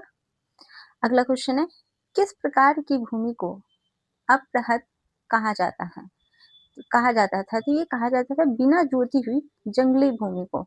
हमारा ऑप्शन ए जो है करेक्ट हो जाएगा। और ये जो था वो गुप्तकालीन राजस्व व्यवस्था का एक पद था। ठीक है, अपरहत। अगला क्वेश्चन है, अमरकोश के अनुसार भूमि के प्रकारों पर विचार करें। तो भूमि के प्रकारों पर विचार करना है, उर्वरा उपजाऊ, मरु रेगिस्तान, शादबला खास और देवमातृक वर्षा से सिंचित। तो इसमें कौन सा ऑप्शन सही है? तो ऑप्शन डी जो हमारा करेक्ट हो जाएगा, उपयुक्त में से एक से अधिक। इसमें सभी सही है। ठीक है, चारों ऑप्शन सही है, इसलिए हमारा डी करेक्ट हो जाएगा। अगला क्वेश्चन है, प्रसिद्ध इलाहाबाद प्रशस्ति का लेखक कौन था? तो इलाहाबाद प्रशस्ति का लेखक हरिसेन था। ऑप्शन बी करेक्ट हो जाएगा। अगला क्वेश्चन है, निम्नलिखित में से किस वंश के शासकों को पुराणों में श्री पर्वतीय कहा गया है? श्री पर्वतीय कहा गया है इक्ष्वाकु वंश के शासकों को। ऑप्शन बी करेक्ट हो जाएगा। अगला क्वेश्चन है, राजा प्रवर सेन के बारे में निम्नलिखित पर विचार करें। प्रवर सेन के बारे में बताता है। कथन ए कह रहा है, वह वाकाटक वंश का वास्तविक संस्थापक था। तो वास्तविक संस्थापक, ये कथन सही है। ठीक है, अब ये पूछा जाए कि इस वाकाटक वंश का संस्थापक कौन था? सिर्फ अगर संस्थापक पूछा जाए तो सिर्फ संस्थापक था विंध्य शक्ति प्रथम, लेकिन वास्तविक संस्थापक जो था वह प्रवर सेन प्रथम था। कथन दूसरा है, उनका साम्राज्य उत्तर में बुंदेलखंड से लेकर दक्षिण में हैदराबाद तक था। तो ये कथन भी सही है। अगला ऑप्शन है कि वह अपने पिता विंध्य शक्ति के उत्तराधिकारी बने। ये भी कथन सही है। चौथा है, उनका उल्लेख पुराणों में मिलता है। तो ये भी सही है। तो हमारा ऑप्शन जो है डी करेक्ट हो जाएगा, उपयुक्त में से एक से अधिक। अगला क्वेश्चन है, हून राजा तोड़मान किस औलिकर राजा द्वारा पराजित किया गया था? तो ये पराजित किया गया था प्रकाश धर्मन के द्वारा। ऑप्शन बी करेक्ट हो जाएगा। अगला क्वेश्चन है, वर्धन राजवंश की स्थापना किसने की थी? तो वर्धन राजवंश की स्थापना जो है पुष्यभूति ने किया था। ऑप्शन ए करेक्ट हो जाएगा। अगला क्वेश्चन है, कवि बान निवासी था। तो कवि बान जो है इसके निवास को लेकर काफी मतभेद है। कुछ विद्वान कहते हैं कि ये बिहार के निवासी थे और कुछ कहते हैं यूपी के थे। तो इसमें विवाद है, तो इसलिए इसका आंसर हो जाएगा उपयुक्त में से कोई नहीं। ऑप्शन डी करेक्ट हो जाएगा। अगला क्वेश्चन है, हर्षवर्धन के शासनकाल में किस चीनी यात्री ने भारत की यात्रा की थी? तो भारत की यात्रा किया था वो कहते हैं हित्सांग ने। ऑप्शन बी करेक्ट हो जाएगा। अगला क्वेश्चन है, चीनी यात्री हित्सांग ने किस विश्वविद्यालय में अध्ययन किया था? तो ये किया था नालंदा विश्वविद्यालय में। ऑप्शन डी करेक्ट हो जाएगा। अगला क्वेश्चन है, हित्सांग की भारत में यात्रा के समय सूती कपड़ों के उत्पादन के लिए सबसे प्रसिद्ध नगर था। तो सबसे प्रसिद्ध नगर जो था वह था मथुरा। सूती कपड़ों के लिए वो था मथुरा। ऑप्शन बी करेक्ट हो जाएगा। अगला क्वेश्चन है, क्वेश्चन नंबर 28 है, निम्नलिखित में से किस शासक ने हर्ष के समय असम पर शासन किया था? असम पर शासन किसने किया था हर्ष के समय में? तो वो भास्कर वर्मन ने किया था। ऑप्शन बी करेक्ट हो जाएगा। अगला क्वेश्चन है, 7वीं शताब्दी ईस्वी के दौरान भारत का कौन सा शासक था जो बौद्ध धर्म के संरक्षण और सांस्कृतिक गतिविधियों के समर्थन के लिए जाना जाता था? ये जाना जाता था हर्ष। ऑप्शन बी करेक्ट हो जाएगा। अगला क्वेश्चन है, गुप्त वाकाटक युग में तार्किक तार्किक तर्क और बहस पर ध्यान केंद्रित करते हुए भारतीय दर्शन के किस महत्वपूर्ण स्कूल का विकास हुआ है? तो विकास हुआ है वो हुआ है न्याय का। ऑप्शन सी करेक्ट हो जाएगा। अगला क्वेश्चन है, इनमें से किसने पहली बार यह व्याख्या की थी कि पृथ्वी की अपनी धुरी पर घूमने के कारण प्रतिदिन सूर्योदय एवं सूर्यास्त होता है? तो प्रतिदिन सूर्योदय एवं सूर्यास्त होता है, मतलब पृथ्वी के घूर्णन की व्याख्या किसने की थी? तो ये क्या था आर्यभट्ट ने। ऑप्शन ए करेक्ट हो जाएगा। अगला क्वेश्चन है, इनमें से कौन गुप्त काल में औषधि के क्षेत्र में अपने कार्य के लिए जाने जाते हैं? अपने कार्य के लिए जाने जाते हैं, तो ये कौन जाने जाते हैं? तो सुश्रुत। ठीक है, सुश्रुत भी जाने जाते हैं। इनको शल्य क्रिया का जो है वो जनक कहा जाता है, जनक। ठीक है, और अगर बात करें शौनक, तो शौनक जो है ऋग्वेद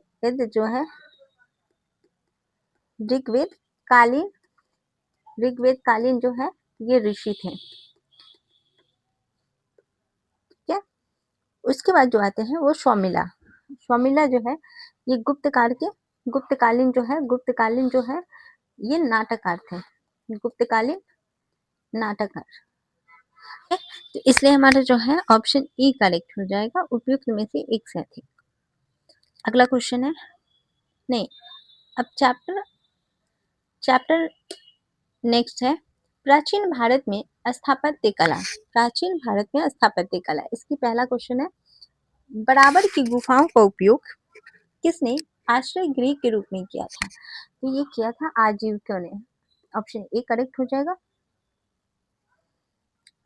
अगला क्वेश्चन है, भारतीय कला में स्तूप, चैत्य और विहार का निर्माण निम्नलिखित में से किससे संबंधित है?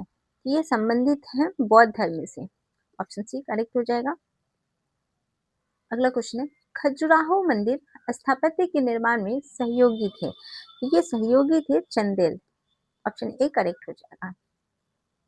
अगला क्वेश्चन है, कला की गंधार शैली निम्न समय में फली फूली थी।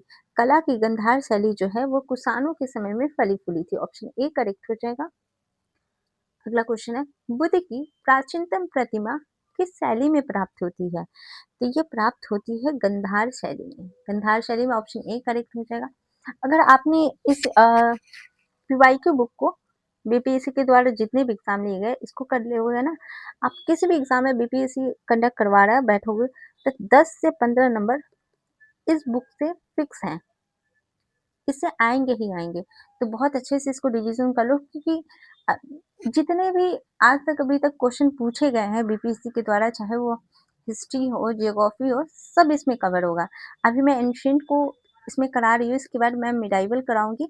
इसी तरह धीरे धीरे करके आगे जो पॉलिटी, ज्योग्राफी है, सारे बीपीएससी के द्वारा पूछे गए सारे क्वेश्चन का एक जगह संग्रह करवा दूंगी, तो ये कंप्लीट हो जाएगा। तो इस वीडियो को जरूर अच्छे से देखना, ठीक है।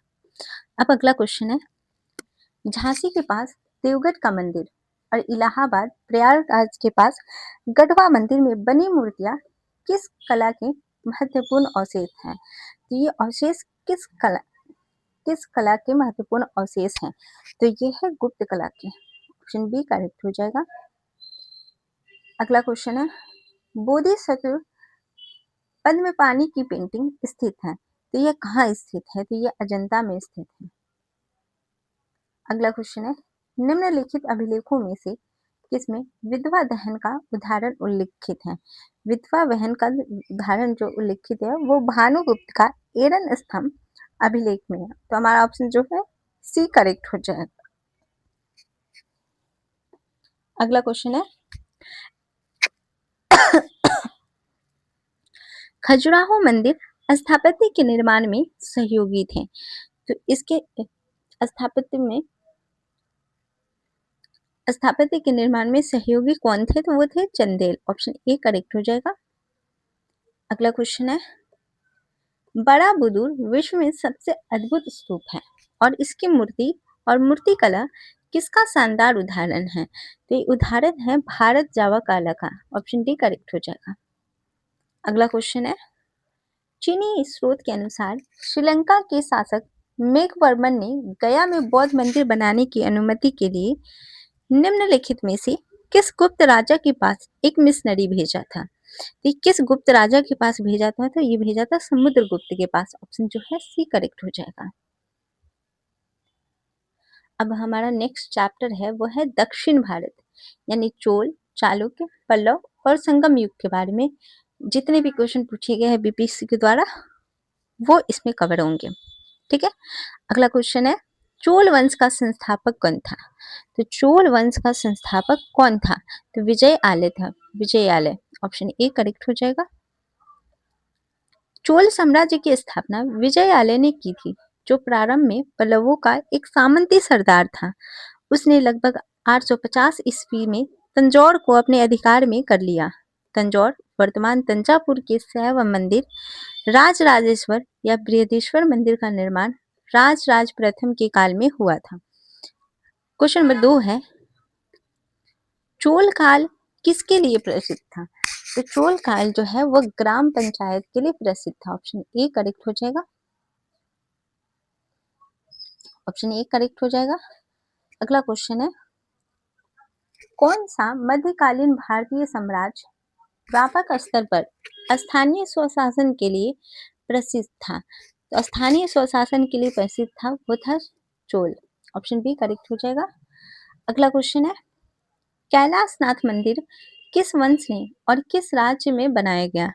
तो कैलाश नाथ मंदिर जो है वो बनाया पल्लव वंश ने बनाया था और यह तमिलनाडु में बनाया था। ऑप्शन सी करेक्ट हो जाएगा।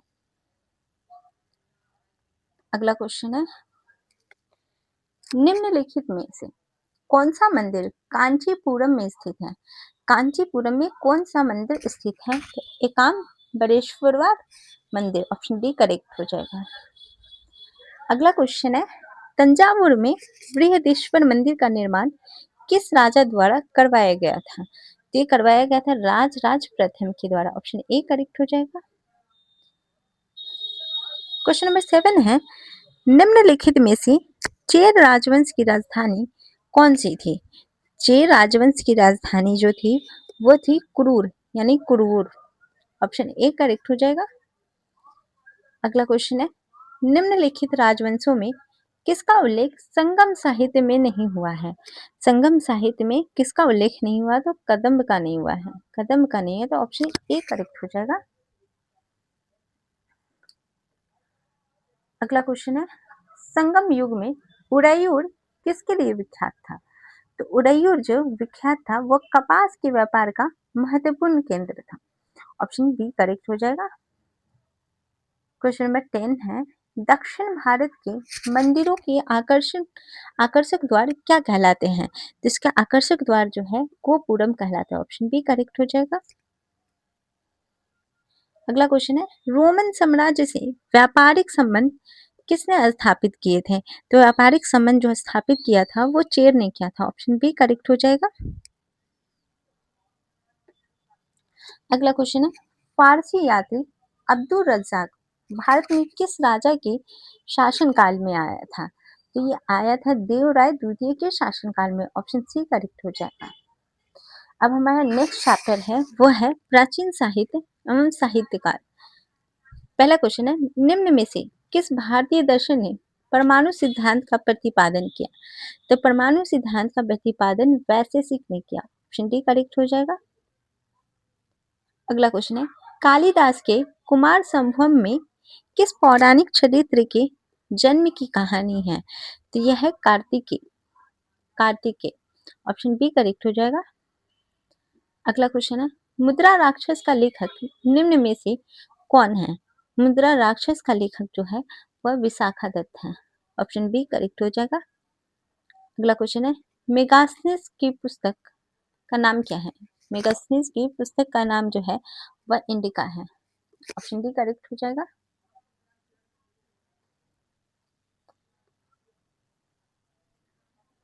उसी क्वेश्चन को अब उल्टा करके पूछा गया है, इंडिका का लेखक कौन था? इंडिका का लेखक कौन था? तो वह था मेगास्थनीज, ऑप्शन बी करेक्ट हो जाएगा। अगला क्वेश्चन है,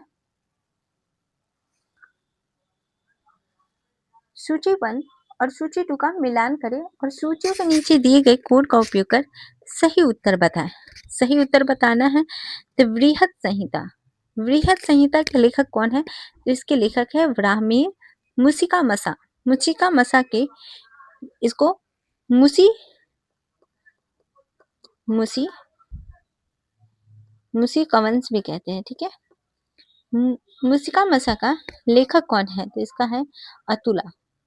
राज तरंगिणी के लेखक जो है वो है कलहन और विक्रम देव चरित्र का लेखक है विल्हन। तो हमारा जो ऑप्शन जो है वो डी करेक्ट हो जाएगा।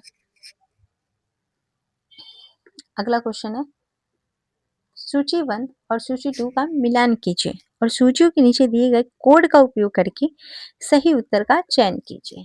अब सही उत्तर का चयन करना है, एक तरफ दिया गया है लेखक, दूसरी तरफ उनकी पुस्तकें दी गई है। अब हमें इसका मिलान करना है।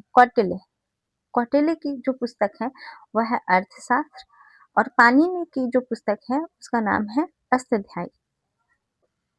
कामंडिक की पुस्तक का नाम है नीति सार और कालिदास की पुस्तक का नाम है कुमार संभव। तो हमारा ऑप्शन जो है ए करेक्ट हो जाएगा। अगला क्वेश्चन है, कलहन की पुस्तक का नाम क्या है? कलहन की पुस्तक का नाम जो है राज तरंगिणी है, ऑप्शन डी करेक्ट हो जाएगा। और ये देखो कई बार बीपीएससी द्वारा ये क्वेश्चन पूछा गया है अलग अलग एग्जाम में। अगला क्वेश्चन है, कौटिल्य की पुस्तक अर्थशास्त्र किस विषय पर आधारित है? तो ये किस विषय पर आधारित है? तो ऑप्शन ए करेक्ट हो जाएगा, उपयुक्त में से एक से अधिक।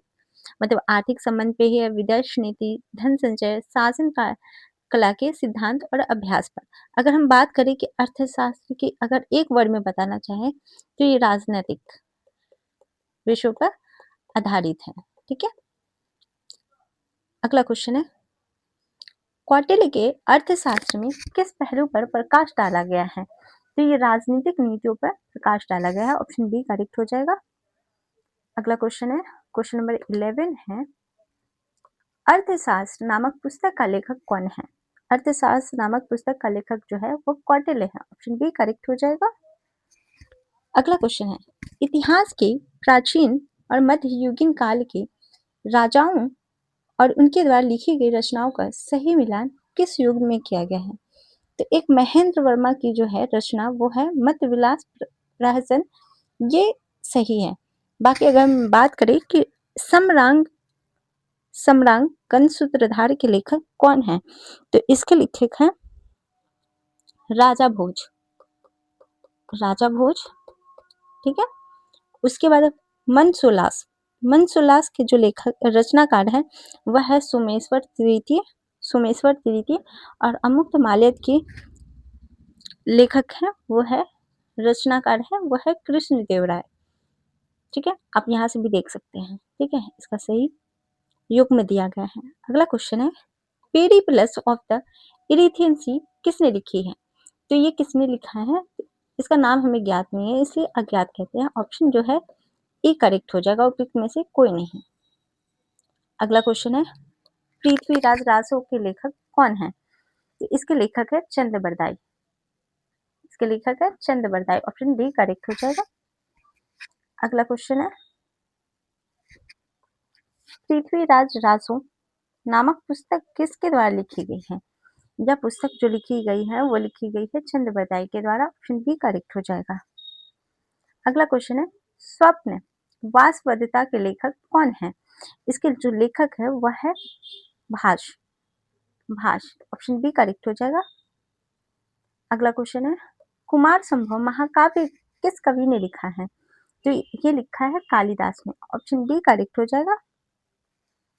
अगला क्वेश्चन है, किरातार्जुनीय पुस्तक किसने लिखा है? तो यह पुस्तक लिखा है भारवी ने। ऑप्शन डी करेक्ट हो जाएगा।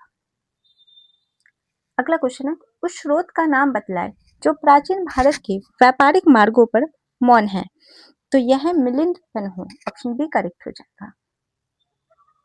अगला क्वेश्चन है, हर्षचरित नामक पुस्तक किसने लिखी है? तो यह पुस्तक जो लिखा है वो लिखा है बाण भट्ट ने। ऑप्शन बी करेक्ट हो जाएगा। अब अगला क्वेश्चन है, सूची 1 का सूची 2 के साथ सही मिलान करना है। अब चरक क्या थे? तो चरक जो है चिकित्सक थे। ब्रह्मगुप्त जो थे वो गणितज्ञ थे। वरामिहिर जो है वो ज्योतिष थे। और विशाखादत्त नाटककार थे। तो हमारा ऑप्शन जो है बी करेक्ट हो जाएगा। अगला क्वेश्चन है, राजनीति की प्रारंभिक पुस्तक नीति सार किसके द्वारा लिखी गई थी? तो ये जो नीति सार लिखी गई वो कामटक के द्वारा लिखी गई। ऑप्शन सी करेक्ट हो जाएगा। अब हमारा अगला चैप्टर है, मतलब पूर्व मध्यकाल के बारे में पढ़ेंगे। अब ये है, कर्नाट वंश का संस्थापक कौन था? ये इसका संस्थापक था नान्यदेव। ऑप्शन ए करेक्ट हो जाएगा। अगला क्वेश्चन है, कर्नाट वंश का अंतिम शासक कौन था? इसका अंतिम शासक जो था वह हरि सिंह था। ऑप्शन ए करेक्ट हो जाएगा।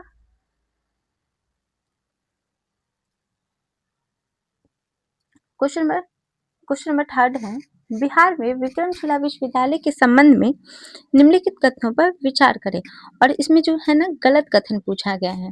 तो यह बिहार के वर्तमान बांका जिले में स्थित है। तो ये बांका जिले में नहीं, ये भागलपुर में स्थित है। ठीक है, तो हमारा जो कथन एक गलत हो जाएगा। इसकी स्थापना पाल वंश के राजा राजगोपाल प्रथम ने की थी, ये भी गलत है। और तीसरा कथन है, बौद्ध धर्म का वज्रयान संप्रदाय यहाँ फला फूला था, ये सही है। और यहाँ खगोल विज्ञान, तर्कशास्त्र, कानून, व्याकरण और दर्शन जैसे अन्य विषय भी पढ़ाए जाते हैं, ये भी सही है। तो हमारा ऑप्शन जो है ए करेक्ट हो जाएगा। अब अगला क्वेश्चन है, विक्रमशिला नामक प्राचीन विश्वविद्यालय की स्थापना बंगाल के किस शासक ने की थी? इसकी स्थापना धर्मपाल ने किया था। ऑप्शन ए करेक्ट हो जाएगा। अगला क्वेश्चन है, विक्रमशिला विश्वविद्यालय किसके द्वारा स्थापित किया गया था? तो ये स्थापित किया गया था धर्मपाल के द्वारा। ऑप्शन बी करेक्ट हो जाएगा। अगला क्वेश्चन है, विक्रमशिला शिक्षा केंद्र के संस्थापक का नाम क्या है? इसके संस्थापक का नाम जो है वो धर्मपाल है। ऑप्शन बी करेक्ट हो जाएगा। देखो, एक ही क्वेश्चन को कई तरीके से पूछा गया है, सिर्फ भाषा का खेल है, क्वेश्चन का आंसर वही है। ठीक है, क्वेश्चन भी वही है, आंसर भी वही है। तो एग्जाम में ऐसे ही क्या करते हैं, अगर आपको क्वेश्चन हार्ड पूछना होता है ना, थोड़ा सा मॉडरेट पूछना होता है, तो उस क्वेश्चन की भाषा को दे देते हैं। ठीक है, जिससे आपको लगता है कठिन भाषा में पूछा गया है। ठीक है, अगला क्वेश्चन है, मैथिली भाषा का विकास निम्नलिखित में से किसके शासनकाल के दौरान शुरू हुआ था? तो ये हुआ था कर्नाट राजवंश के शासनकाल के दौरान। ऑप्शन डी करेक्ट हो जाएगा। अगला क्वेश्चन है, उदंतपुर शिक्षा केंद्र निम्न में से किस राज्य में अवस्थित है? तो यह बिहार में स्थित है। ऑप्शन बी करेक्ट हो जाएगा। अब हमारा लास्ट क्वेश्चन है, वह है कश्मीर का अकबर नाम से प्रसिद्ध सुल्तान कौन था? तो यह था Sultan Zainul Abidin. Option D correct हो जाएगा।